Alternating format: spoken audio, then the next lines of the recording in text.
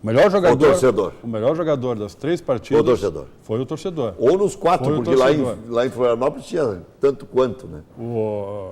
Eu faço parte daqueles que, evidentemente, vibraram muito com a classificação do Inter, né? Foi fantástica, foram fantásticos os 4 últimos resultados que nos colocaram na fase de grupos da Libertadores, mas não pode e não deve ser sofrido como foi, ganhando 2 partidas no último lance, uma no final, porque isso pode nem sempre acontecer. Isso tem um pouco de sorte. É claro que a sorte acompanha aquele que está brigando, lutando, com garra até o último minuto, porque se o cara desiste antes, nem a sorte ajuda. É óbvio. Né? Mas é um pouco de sorte, né? A gente garantir que no último segundo do lance do jogo vai acontecer um gol. Né? Se não tivesse acontecido, a gente não estaria na fase de grupos da Libertadores agora. Né? Se por um lado mostra determinação, mostra grupo fechado, mostra todo mundo brigando, mostra também de que falta alguma coisa, que a gente precisa melhorar em questão de elenco, melhorar o desempenho, a própria maneira do time jogar. Eu vou deixar uma pergunta para vocês irem pensando já. O clube suporta, e não foi porque o Vitório falou, porque já teve essa média esse ano, né? 210 milhões de gastos no futebol, ou o Vitório fala em uma folha de 15 milhões, se contabilizarmos os impostos, dá 180. O clube ainda suporta, tem jogador no mercado batendo de porta em porta, especialmente do Fluminense, sabendo que a Unimed não ia mais fechar com o Fluminense, pedindo emprego e está todo mundo respondendo. Mais que 300 ninguém paga. Se suporta uma folha, vamos ver os lances do Grêmio aí que empatou na Arena, se despediu de forma melancólica, né? E já a gente retoma esse assunto aí. Né? O Grêmio começou o jogo de uma forma muito, não é desorganizada, mas a orquestra não tocava direito. Né? Só dava Flamengo e eram os meninos do Flamengo, era o time B do Flamengo, saiu na frente e depois, com o auxílio da arbitragem, o Grêmio conseguiu empatar, né? Porque o lance foi irregular, perdeu o goleiro. Sabe que o goleiro esse que tomou o gol do Grêmio estava fazendo a primeira intervenção com a camisa do Flamengo. Ele concentrou as pressas e tal, de emergência, e nunca tinha jogado. A primeira intervenção dele foi o gol do adversário. Mas aí estamos vendo lances da Arena, o último jogo do Grêmio no estádio que ainda está sendo discutido, né? O Grêmio vai ter que resolver essa encrenca aí. E olha o gol que perdeu o Barcos. Né? O público até... Teve gente que achou pouco o público, mas 15 mil... Não, foi muito. Para um time que não tinha mais nada para fazer. Olha, a torcida do Grêmio que foi está de parabéns. Deu azar aí também no gol do Grêmio. 15.982 é um baita público. Foi a média que o Inter teve o ano inteiro, à exceção dos jogos finais. Eu não assisti essa partida. Tu achas que o Grêmio não jogou com muito apetite essa partida? Não jogou com nada. E era o time titular, é pior ainda, porque ali sabiam vários jogadores que não jogariam mais. Dudu, Zé Roberto, todos já sabiam que não jogariam mais. Eu até não entendi esse recuo do Filipão, já ia colocar os meninos. É a segunda vez em curto espaço de tempo que o Campeonato Brasileiro acaba com o Grêmio e Flamengo, o Grêmio sem vontade de ganhar do Flamengo, é isso? 2009, era o Vitório Pífero. Era o Vitório Pífero. Teríamos sido presidente. Teríamos sido campeões em 2009, como o Vitório sempre... Todos nós seríamos campeões. Todos nós seríamos campeões. Não, mas aí... A não ser que tu tenha mudado de time, tu é colorado, não seria campeão. Só está perguntando. Assim como o Vitório sempre repete isso, e acho que todos concordam, que 2005 o Internacional foi campeão brasileiro. Mas 2009 não foi ali, naquele jogo, porque o Grêmio estava muito mal naquele campeonato também. Não ia ganhar do Flamengo. Podia se esforçar um pouco mais, é verdade. Mas não foi ali que o Inter perdeu o título. Foi também ali. Que, claro, o Grêmio saiu na frente. Mas o Flamengo sofreu para ganhar de 2-1 do time reserva do Grêmio. Reserva do Grêmio. O Flamengo não foi os seus melhores dias. Né?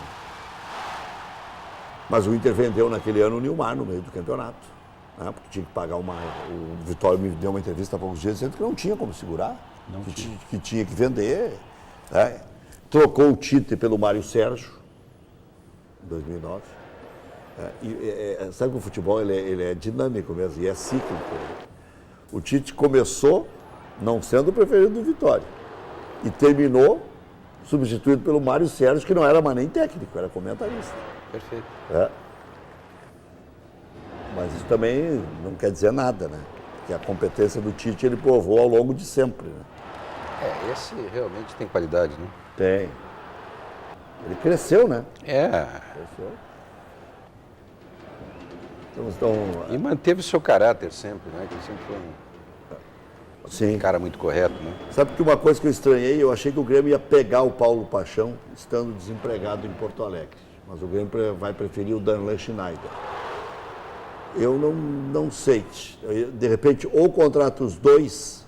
Eu não vejo o Darlan como preparador titular, mas foi uma escolha do Luiz Felipe Scolari, que está não fazendo às vezes de vice de futebol, mas está com bastante liberdade. Ficou a questão no ar aí para o Bortolini e para o Luiz Henrique Nunes. Eles vão responder na sequência, logo depois do intervalo comercial. Antes tem o Fernando. O Fernando está engatilhado aí, está prontinho para dar um recado, que agora é Natal, hein? Já está aí, a semana que vem já é Natal.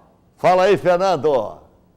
Oferta imperdível na Classe A Informática. Celular 2 chips, desbloqueado para qualquer operadora, apenas R$ 59,00. É isto mesmo, celular dual chip completo. Câmera, Bluetooth, lanterna, rádio FM, apenas R$ 59,00. Na internet, www.classeainfo.com.br. Televendas 3221-9099. Lembrando que a Classe A Informática abre de segunda a sexta, das 9 da manhã às 6 da tarde. Agora você deve fazer o seguinte, já visita o site, já pega o endereço bonitinho, telefone 3221-9099, está aí na tela, e no site você vai ver quantas vantagens, quantas oportunidades para presentes no Natal, presente amigo secreto, para amigo mesmo, né? Mimo de Natal, tá aí, ó, 3221-9099, é o classeainfo.com.br, classeainfo.com.br. A seguir, tem muito mais preliminar aqui na tela da Bandeirantes e a melhor cobertura da eleição do Internacional, tanto para a presidência como para a renovação do Conselho, que vai das chapas 01, 02, 03, 04 até 09, é aqui no Grupo Bandeirantes. A Band AM, full time, o dia inteiro, a Ipanema, a Band News com boletins e também toda a recuperação dos fatos hoje ainda no Band Cidade, aqui na Bandeirantes. Já voltamos.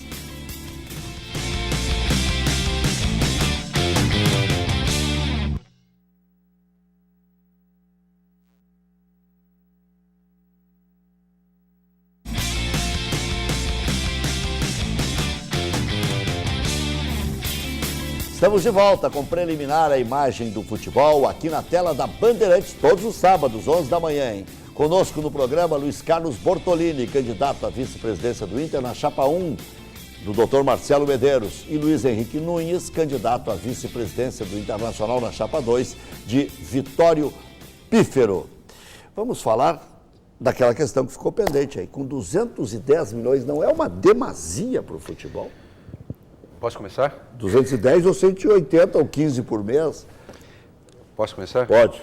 Eu acho que eu e o Luiz Henrique, por toda a formação que temos, por tanta luta que já fizemos juntos, vamos ter uma proximidade muito grande no que vamos dizer. É óbvio que nós temos que botar os pés no chão. É óbvio que quem dirige o Internacional tem a responsabilidade dos resultados imediatos, mas tem uma responsabilidade enorme com o futuro do Internacional. O que nós estamos vendo aí com Botafogo, times cariocas, bem demonstram. Então, eu sei que pensa assim o Luiz Henrique, eu penso assim, penso que quase todos no Internacional pensam da mesma forma. O orçamento é fundamental, tem que ser cumprido. Algumas rubricas têm que ser revistas. O futebol a 210 milhões de reais por ano é caro. Nós temos que repensar sobre isso. Nós temos que ser mais efetivos nisso. Isto passa, certamente, por um processo de rever as contratações que são feitas pelo valor que são realizadas até agora, o que não quer dizer voto de pobreza, mas também passa por tornar toda a estrutura do futebol mais competitiva do ponto de vista econômico-financeiro e com o resultado, essa relação custo-benefício. Basta por definir claramente a estrutura de funcionamento do futebol, o número de atletas que vão compor o departamento de futebol, é conveniente ou não a equipe B. Equipe B quer dizer dupla comissão técnica, encargos duplos em manutenção, maior número de jogadores. Implica em rever até que ponto o Internacional tem que ser uma banca de negócios sobre futebol. O Internacional não deve se concentrar na atividade fim, não deve ter um número restrito, bem definido, com boa qualidade, bem pagos, para darem bons resultados. Então é simples, como qualquer empresa, enxugar no que tem que enxugar, sem comprometer a realização do produto final. Trabalhar com clareza, quem não oferecer resposta ou rendimento, infelizmente não poderá mais participar do projeto.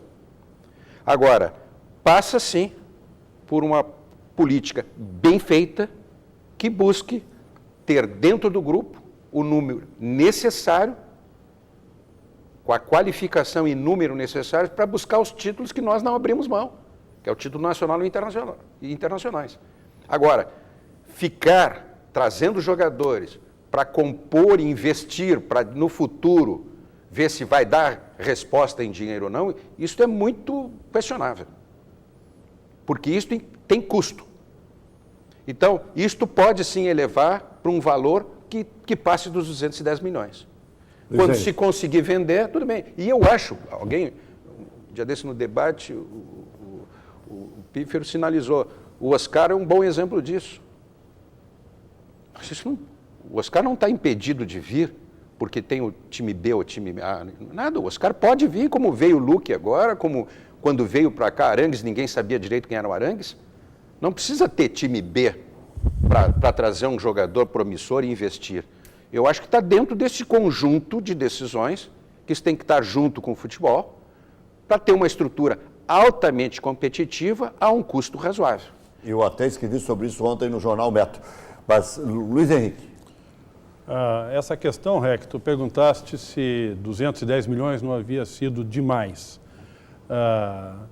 Existe uma boa prática, não é uma regra, não é uma obrigação, de que a gente deve gastar aproximadamente 60% do orçamento do clube com folha de pagamento, com encargos, com as despesas da sua atividade fim. O Internacional gastou 70%. 210 é 70% dos 300. Foi além dessa prática.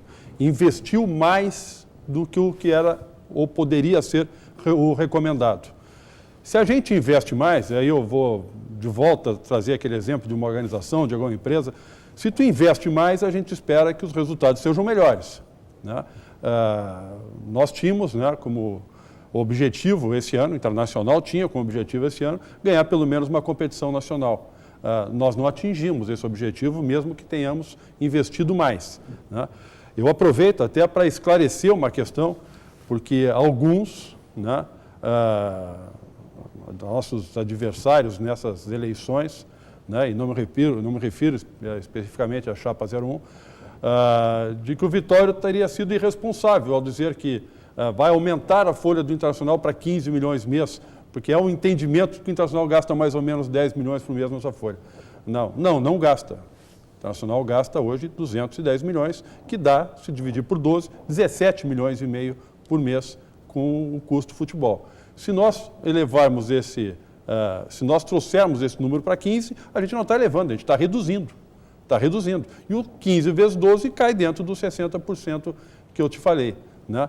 O investir mais ou menos no futebol não é a questão. Você não pode ser irresponsável, o que eu concordo e fecho com o Bortolini integralmente. Tu não pode ser irresponsável. Time B, você concorda? Tu pode investir um pouquinho mais, só para eu fechar, tu pode investir um pouquinho mais? Pode.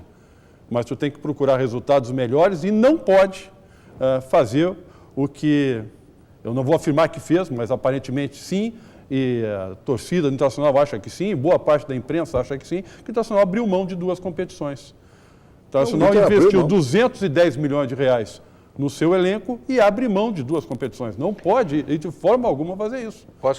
Posso intervir? Em primeiro lugar, tu desse uma cifra razoável. Está correto, 70%. Mas é justo que se diga que o ano passado, que é de onde tu tiras esse valor para comentar, foi um ano atípico. O Internacional teve despesas o ano inteiro diferentes dos padrões normais, porque metade dos seus jogos foi feito fora, onde todas as despesas adicionais foram gravadas. E mais, não contou no ano passado com as receitas que deveria ter se dispusesse do estádio. Então, é óbvio, nós poderíamos sim. Eu te pergunto, deveríamos ter restringido para receber o aplauso geral a 50% do investimento e corrermos o risco de fragilizar a equipe a ponto de não ir para, não nos manter na primeira divisão? Nós não tivemos que superar a dificuldade de jogar 69 jogos fora? E isso não tem um custo, não afeta a receita e não compromete a despesa? Então é óbvio que é um ano atípico. Não se pode tomar estes 70% como uma regra geral. É óbvio. Salta aos olhos isso aí. A outra questão que estávamos referindo, o que era que agora... Eu perguntei do Inter B, mas foi para o Nunes mesmo. Sim. Você é a favor ou é contra? Eu preciso depois responder aquela questão de não jogar, avalia os jogos. Sim. Na gestão anterior nós tínhamos o Inter B, hoje a gente tem o Sub-23, que mais ou menos se equivalem. Eu vejo nessa questão alguns prós e alguns contras, mas nós pensamos de que é uma questão que é importante. Né? É importante porque você mantém jogadores em condições de atuar no grupo principal, no time principal, você mantém eles em movimento. Eles estão constantemente em atividade e jogando. E nós temos esse ano um belíssimo exemplo. O Alisson. O Alisson e o goleiro é uma posição ainda que o jogador precisa de mais ritmo de jogo ainda.